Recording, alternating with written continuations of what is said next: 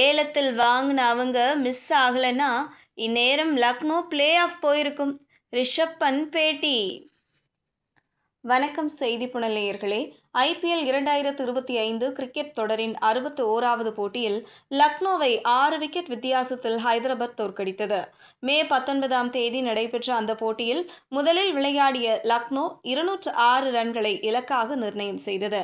அதிகபட்சமாக Mitchell Marsh 65, Aiden Markram 61, Nicholas Pooran 45 ரன்கள் எடுத்தனர். அதை துரத்திய ஹைதராபாத்துக்கு அபிஷேக் சர்மா 59, இஷான் கிசான் 35, ஹென்ரிச் கிளாசன் 47, கமிண்டோ மெண்டேஸ் 32 ரன்கள் குவித்தனர்.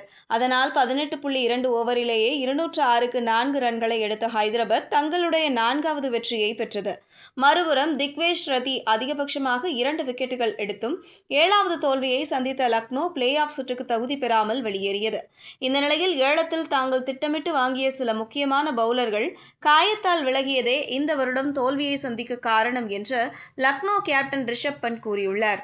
மேலும் இந்த போட்டியில் 7 ரன்னில் அவுட் ஆகி ஏமாற்றத்தை கொடுத்த அவர் எக்ஸ்ட்ரா 10 ரன்களை எடுக்க தவறியதே தோல்வியை கொடுத்ததாக தெரிவித்துள்ளார்.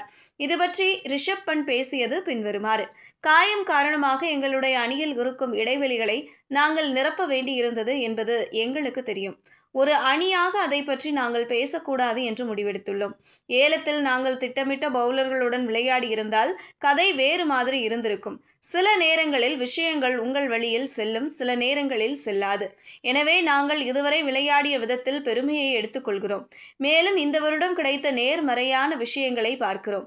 எங்களிடம் வலுவான பேட்டிங் இருக்கிறது. சொல்லப்போனால் சில நேரங்களில் பவுலர்களும் சிறப்பான பவுலிங் செய்த இடங்கள் இருந்தன. அதை வைத்து நாங்கள் சிறந்த செயல்பாடுகளை கொடுக்க முயற்சி செய்தோம். நாங்கள் 10 ரன்கள் குறைவாக எடுத்தோம் என்பது எங்களுக்கு தெரியும். நாங்கள் வெற்றிக்காக நல்ல இடங்களில் இருந்தும் ஆனால் அப்போது வெற்றிகரமாக முடிக்கவில்லை. திக்வேஷ் ரதி மிகவும் சிறப்பாக பவுலிங் செய்ய வந்தார். இது அவருக்கு முதல் வருடம். ஆனால் முதல் வருடத்திலேயே அவர் பவுலிங் செய்த விதத்தை பார்ப்பது நன்றாக இருக்கிறது. அவர் எங்களுடைய நேர்மறையான விஷயங்களில் ஒருவர் என்று கூறினார். இதுபோன்ற செய்திகளை தெரிந்து கொள்ள செய்தி புனலுடன் இணைந்திருங்கள்.